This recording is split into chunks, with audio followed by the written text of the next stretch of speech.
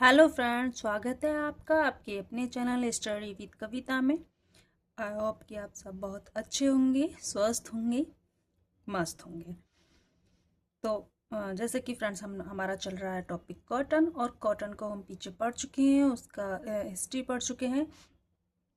Cotton की बुवाई जुताई उसके लिए कैसा किस जलवायु की आवश्यकता होती है, कहाँ की कॉटन कैसी होती है, ये सारा कुछ हम पीछे पढ़ चुके हैं। और यहाँ अब हम पढ़ते हैं कॉटन के टाइप्स। कहाँ से स्टार्ट करेंगे अब आज हम यहाँ पे कॉटन के टाइप्स यानी कि कपास के प्रकार और उसका उत्पादन क्रम। तो हम यहाँ पे पढ़ते हैं कपास के प्रकार।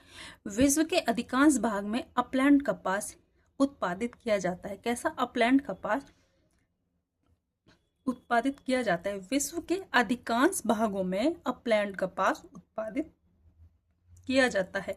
जो अपलैंड कपास होता है वो थोड़ा सा क्वालिटी में अच्छा होता है, क्योंकि अमेरिका वगैरह की जो जलवायु वो वहाँ की बहुत ही ज़्यादा अच्छी है, मतलब कपास के लिए सूटेबल है, तो इसीलिए वहाँ का कपास और मिस्र का कपास अच्छा माना जाता है।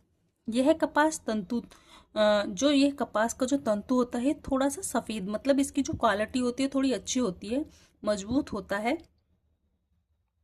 थोड़ा सा मंद और होता है, मतलब जैसे हमारा क्रीम कलर का कपास होता है तो अलग, तो ऐसे ही वहाँ का थोड़ा सा ज़्यादा सफ़ेद होता है। और जो ये होता है ना, जो कपास का जो कलर है वो अलग अलग जलवायु के हिसाब से अलग अलग जगह पे थोड़ा कलर्स में चेंजेस होता है, अलग अलग कलर्स का भी थोड़ा थोड़ा फर्क होता है, जिसको कि ब्लीच द्वारा साफ कर दिया जाता है और अलग अलग कलर में बदल दिया जाता है। और इसका 7 या 8 से, मतलब 7 या 8 से 1 1/4, मतलब कि 1.5 इंच 22 से 32 लंबा होता है। मतलब मिलीमीटर, ठीक है।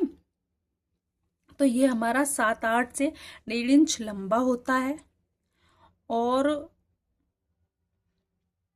जो हमारा जॉर्जिया के तट पर पैदा होने वाली कपास समुद्री कहलाती है। क्या कहलाती है? समुद्री द्वीप कहलाती है। जो जॉर्जिया के तट पर, जो जॉर्जिया है जो वहाँ के तट पर फ्रेंड्स कपास जो उत्पन्न होती है, जो कपास की जो बुवाई वहाँ पर होती है, जो हमें वहाँ से कपास मिलती है, उस कपास को हम समुद्री द्वीप कपास कहते हैं।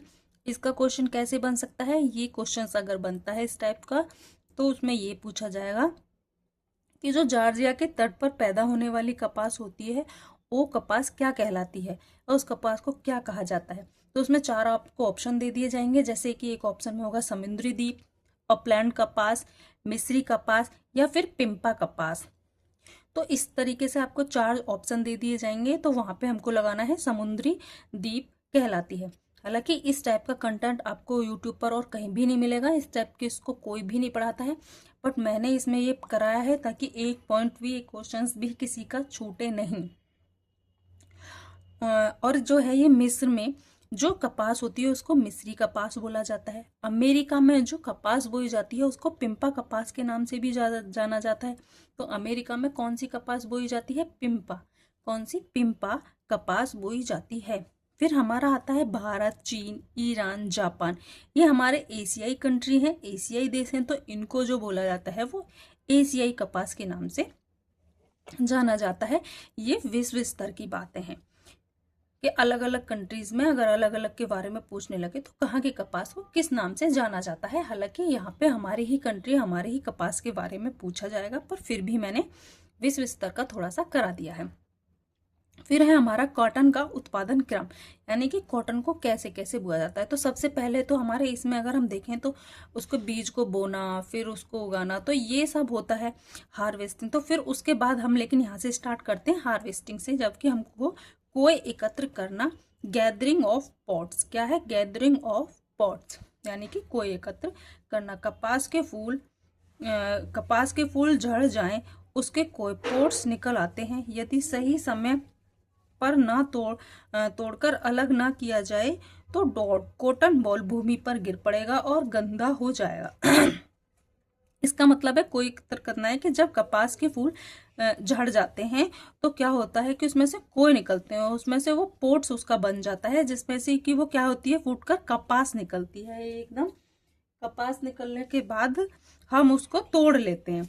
लेकिन अगर वो जो मतलब कॉटन बॉल, इसको हम डोड बोलते हैं या डोडी, कहीं कहीं पे ऐसे डोडी लिखा होता है या डोड बोलते हैं, तो वो क्या होता है, जब पकने के बाद अगर हम उसको सही समय पे ना तोड़ें और जो हमारा कपास का पॉट्स है जो वो है पक चुका है, उसका जो को है पॉट्स, अगर वो फट जाता है वो, और उसको हम सही समय पर नहीं तोड़ते हैं तो वो पककर भूमि पे गिर पड़ता है। तो जब नीचे जमीन पर गिर पड़ेगा तो उसमें बहुत सारी गंदगियां चली जाती हैं। तो वो कैसा हो जाता है, जब नीचे गिर जाएगा तो उसमें गंदगी भर जाती है या गंदा हो जाता है। फिर हमारा सेकंड आता है बिनोले निकालना, यानी कि गिनिंग।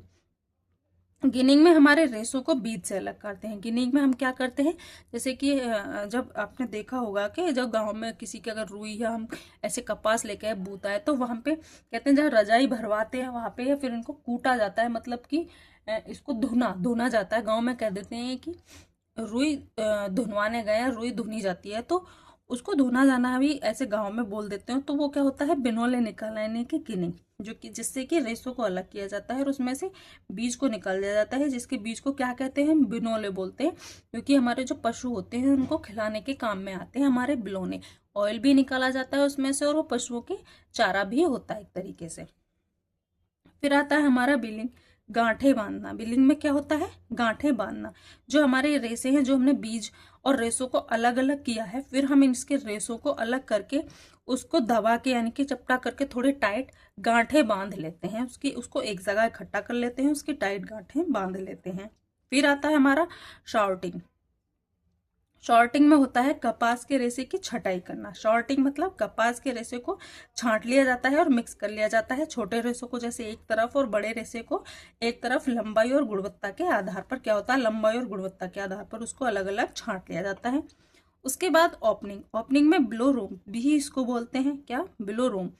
फिर उसमें कपास को साफ और फुलाया जाता है। क्या किया जाता है, कपास को ओपनिंग में फुलाया जाता है और उसको साफ किया जाता है। फुलाने के बाद क्या किया जाता है, फुलाया जाता है और साफ किया जाता है हमारा ओपनिंग में। फिर कार्डिंग। कार्डिंग जैसे नाम से ही पता चल रहा है, रेशों को सीधा किया जाता है। कॉम्बिंग एंड कार्डिंग, हमारे दो शब्द होते हैं, एक हमारा कॉम्बिंग होता है, एक कार्डिंग होता है। कार्डिंग में क्या है, रेशों को सीधा किया जाता है, यानी कि समतल किया जाता है, समतल। कॉम्बिंग में क्या है, कॉम्बिंग जैसे आप बालों को नहीं काटते हो, क्या बालों को नहीं बोलते कॉम्ब करना है, जैसे हम बालों को कॉम्ब करते हैं, बालों को सीधा करते हैं, तो वैसे ही कॉम्बिंग करके रेशों को सीधा किया जाता है। क्या किया जाता है, कॉम्बिंग से भी रेशों को सीधा किया जाता है। छोटे बड़े रेशों को कॉम्बिंग में अलग करके उनको सीधा किया जाता है, और इसमें ऑल टोटल, कार्डिंग में ऑल टोटल रेशों को सीधा किया जाता है। फिर आता है हमारा ड्राइंग। कई स्लाइवर को मिलाकर रेशों को और समान किया जाता है। मतलब ये क्या होता है, ये जो हमारा ड्राइंग में जो रेसे होते हैं उनको एक जगह एक रेसों को समान किया जाता है। और स्लाइवर क्या होता है, अब मैं आपको ये कह रहे होंगे कि स्लाइवर, और फिर आता है हमारा रोविंग। रोविंग में स्लाइवर को पतला व हल्का मोड़ दिया जाता है। तो स्लाइवर हमारा क्या होता है, स्लाइवर हमारा होता है जो रेसे होते हैं हमारे, उनको रेसों का मतलब एक ढीला, मतलब कि लूज और बिना बुना हुआ या बिना गुथा हुआ रेसा जो हमारा होता है उसको आप स्लाइवर कहते हैं, ढीला ढीला सा। और जो कि बिना मुड़ा या बिना मोड़ दिए, तो वो बहुत मोटा मोटा और बिना एक जगह समान हुए, बिना ट्विस्ट किए, बिना मोड़ के जो रेसा होता है उसको स्लाइवर कहते हैं। तो ऐसे रेसे को, तो उसमें रोविंग में, और फिर हमारा ये होता है स्लाइवर, जो रेसा होता है उसको कहते हैं।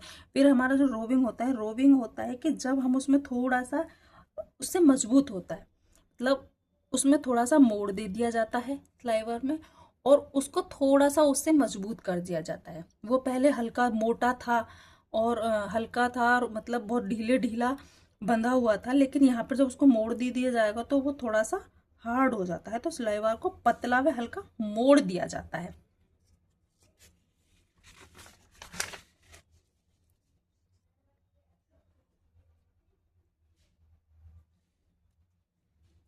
फिर हमारा नेक्स्ट अब हम पढ़ेंगे स्पिनिंग। क्या है स्पिनिंग, स्पिनिंग में हमारा रोविंग से धागा या यार्न बनता है।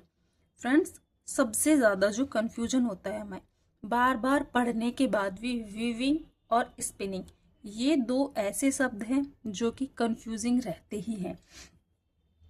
स्पिनिंग और वीविंग दोनों को लगता है कि दोनों हमारे बुनाई के में कपड़ा दोनों में बुनाई होती है या कपड़ा बनता है या इससे धागा बनता है। हमेशा ध्यान रखना, स्पिनिंग, जो स्पिनिंग होगी वो रोविंग से धागा, यानी कि जो हमारे रोविंग था, जो कि रेसा था, उससे जो धागा बनने की जो प्रक्रिया है ये रेसे पर की जाती है। स्पिनिंग किस पे की जाती है? रेसे पर, धागे पर, यान पे।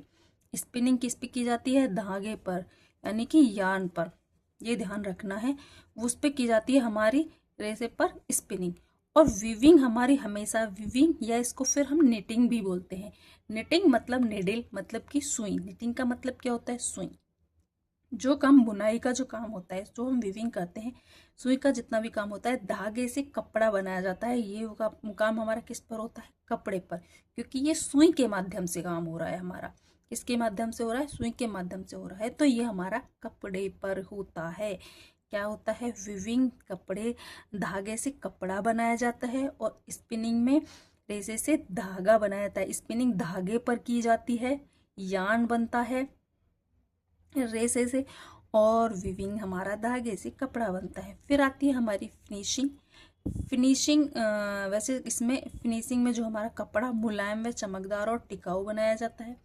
फिनिशिंग में रेसे को साफ सुथरा भी किया जाता है, जो हमारा कपड़ा वगैरह, क्योंकि वीविंग हो गई। लेकिन फिनिशिंग के अंदर ही हमारे आते हैं डाइंग, पेंटिंग, और भी कई सारी चीज़ें आती हैं, जैसे कपड़े में डाइंग, कपड़े में रंग लग करना, और पेंटिंग, कपड़े पर छपाई करना। और इन सब के बाद भी एक बार फिनिशिंग दी जाती है कपड़े को।